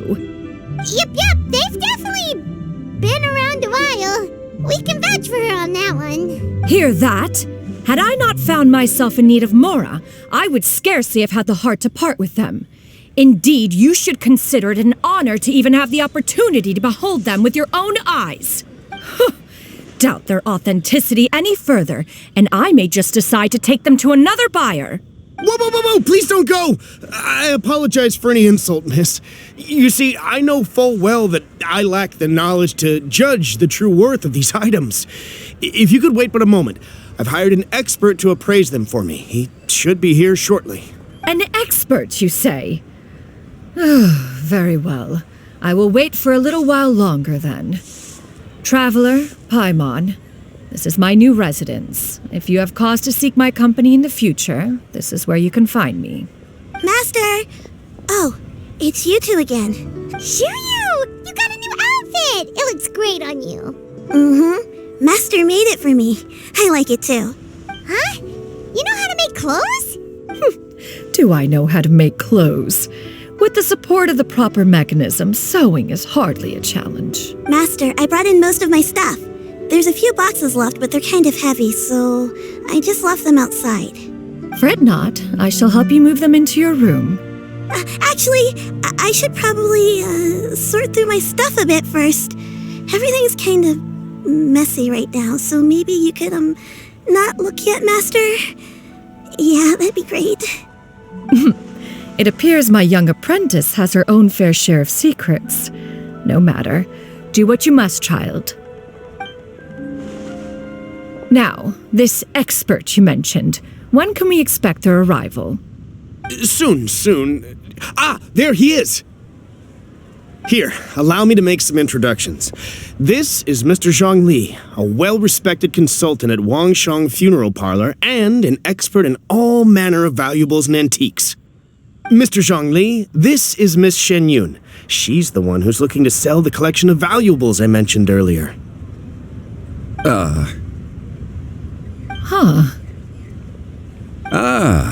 If it isn't Miss Xianyun. It has been quite some time since our last meeting. What a serendipitous reunion. Indeed, most serendipitous. Have you been faring well as of late, Mr. Zhongli? Quite well, thank you. I was fortunate enough over the past few days to enjoy both a stroll in the mountains and a fresh brew of tea from the most recent harvest. The experiences left me with such insight and peace. So you two are already acquainted? Indeed. How fortunate we are that fate has brought us together again. If you are otherwise unaware, Allow me to inform you that Miss Xianyun is a well-regarded collector and appraiser. She is well-versed in all fields, and oft-celebrated for her impeccable taste. You stand to gain much from this opportunity. You are too kind, Mr. Zhongli. True collectors pride themselves on their wealth of knowledge and eye for detail. I can say without a doubt that you are foremost in that regard. Why, you flatter me, Miss Xianyun. It would seem that you are as self-effacing as ever. Not at all, Mr. Zhongli. Not at all. While I am loath to butt into this conversation, I must ask, you two already knew each other, and you seem to have quite a cordial relationship. Can I be certain that you're not working together to swindle me? I mean, you never know. Huh! A preposterous accusation! The heavens themselves would collapse before we would conspire to do such a thing. Miss Xianyun speaks the truth. Contracts are built on honesty and trust. If that proves to be beyond your capabilities in this instance, this transaction may be taken elsewhere. Say no more. Let us depart. I jest. What fool would still harbor doubts after Mr. Zhongli himself has vouched for the goods? Miss Xianyun, wait!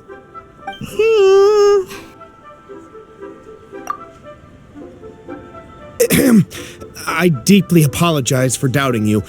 So, Mr. Zhongli, could you please give me a final verdict on the value of these items? There is no cause for concern.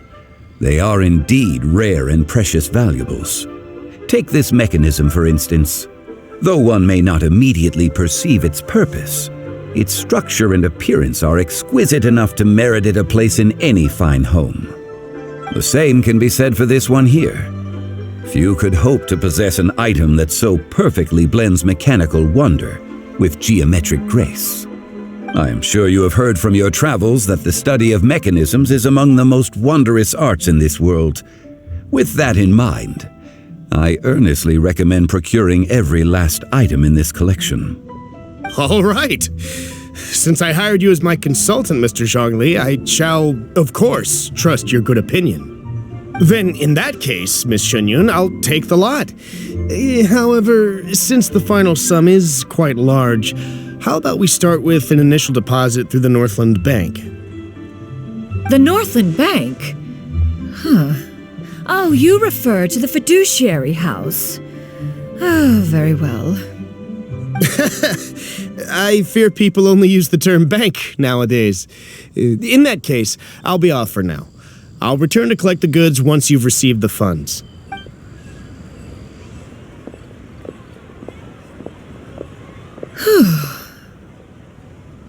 Zhongli! My friends, have you been doing well? We've been great! How about you? Paimon didn't know you were such a busy consultant! My days have been quite pleasant as well. I had been quietly enjoying a cup of tea when Mr. Xiaozu requested my services.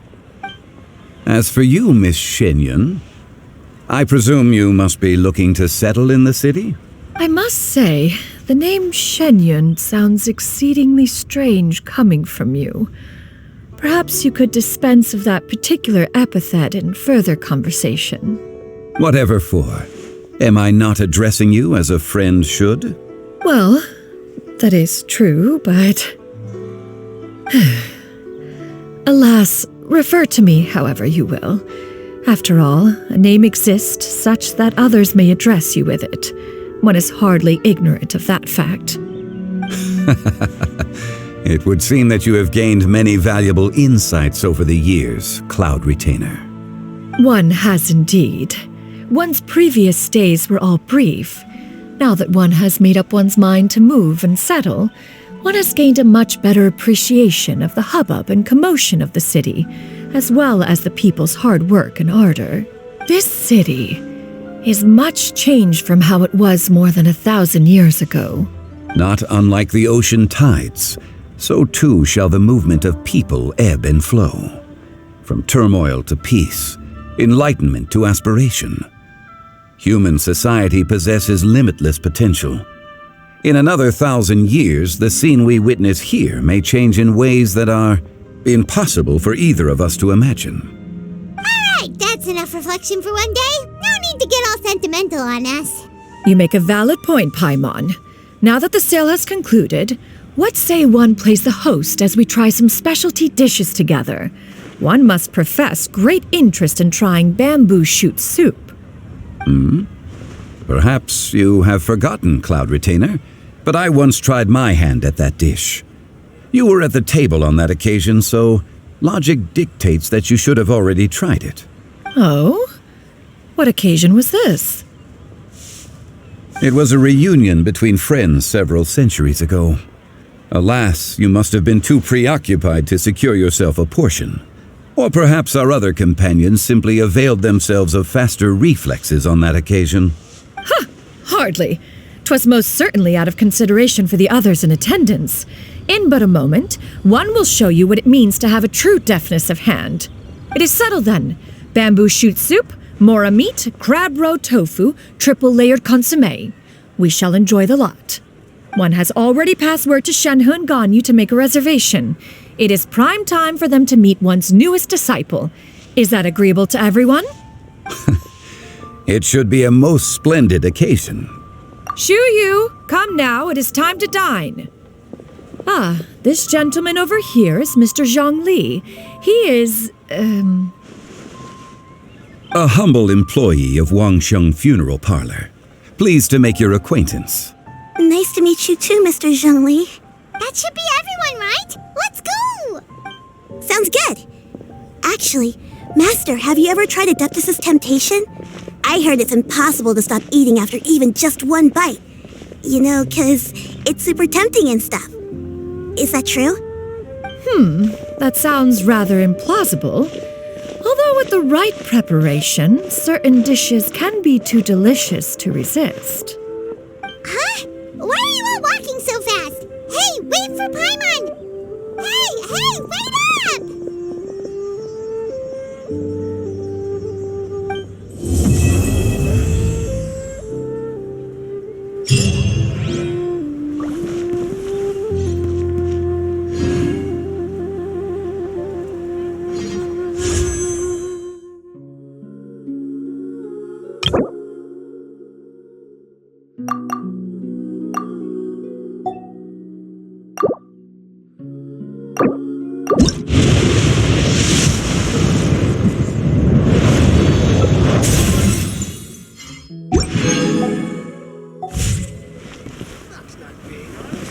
Hey there.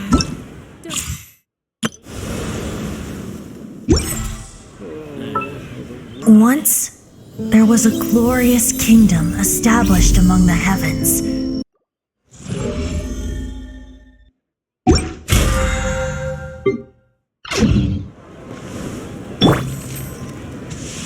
Ha! Adventurer!